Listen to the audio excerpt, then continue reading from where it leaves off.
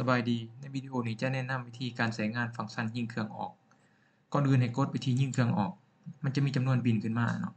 ซึ่งจำนวนบินนี่จะขึ้นกับว่ามื้อนั้นเราพิมพ์บินออกมาเท่าใดเนาะก็คือมันจะมีวันที่ให้เราเลือกว่าวันที่นี้มีบินขึ้นเท่าใดขึ้นกับตอนเราพิมพ์บินออกมาหั้นแล้วฟังก์ชันการใช้งานในยิงเครื่องออกนี้จะมีจุดประสงค์อยู่หลักๆ2จุดประสงค์อันที่1เวลาเรายิงเครื่องออกมันจะมีเครื่องหมายขึ้นว่าเรายิงเครื่องออกแล้วเนาะ อันนี้จะเป็นการมาร์กให้รู้ในทันทีว่า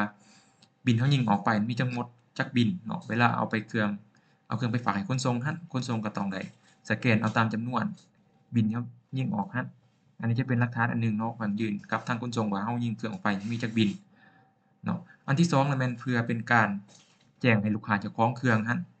เจ้าของบิลหั้นรับรู้เนาะพอเวลาที่เรายิงเครื่องออกหั้นมันจะมีข้อความส่งไปแจ้งเตือนให้ลูกค้ารู้ว่าตอนนี้หั้น เครื่องเราทำการยิงออกจากหั้นแล้วไปให้ขนส่งหลังจากขนส่งสแกนเอาบิลหั้นเนาะเราก็ต้องได้เอาบิลหั้นถ่ายส่งให้ลูกค้าเราหรือถ้าเป็นขนส่งของรุ่นเนาะมันจะมีข้อความส่งบิลอัตโนมัติส่งไปให้ลูกค้าอันนี้จะเป็นจุดประสงค์การใช้งานในการยิงเครื่องออกและต่อไปนี้จะเป็นวิธีการใช้งานการยิงเครื่องออกวิธีการใส่เนาะเรามาเข้าที่ยิงเครื่องออกนี่เนาะอยู่ในโทรศัพท์แล้วกดยิงเครื่องตัวนี้เนาะแล้วไปสแกนเอาบิลตัวเทิงๆเนาะ สแกนเอาตัวเครื่องนี้โอเคแล้วมันจะขึ้นเป็นยิงเครื่องสำเร็จแบบนี้เนาะอันนี้ก็คือออเดอร์ที่86เนาะห้ามเบิ่งออเดอร์ที่86คือออเดอร์ตัวนี้เป็น86เนาะมันจะมีข้อความส่งไปให้ลูกค้ารู้เนาะว่าตอนนี้เฮายิงเครื่องออกแล้วสังเกตเห็นตัวนี้แล้วฟังอยู่ในฟังระบบเฮามันจะขึ้นว่าตัวใดที่ฝากแล้วเนาะเฮารีเฟรชเบิ่ง